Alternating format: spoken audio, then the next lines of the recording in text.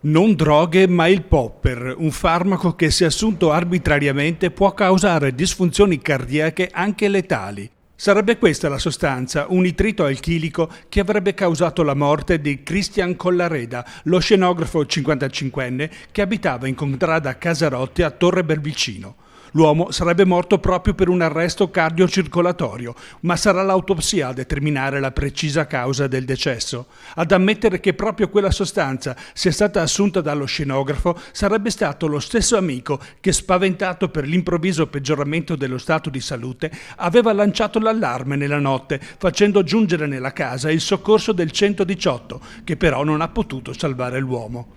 Le indagini dei carabinieri sono ancora in corso per accertare i fatti, che presentano ancora dei passaggi poco chiari. Un fascicolo di inchiesta è stato aperto dalla procura per valutare eventuali altre responsabilità. Quella notte, ha ammesso l'amico di Christian, i due uomini avevano organizzato un festino. Lo scenografo era rientrato a Torre Belvicino a Natale, dopo una serie di impegni professionali che l'avevano portato in vari teatri italiani. Il festino però si sarebbe trasformato in tragedia dopo l'assunzione del popper, che sempre secondo l'amico Christian si sarebbe procurato da solo.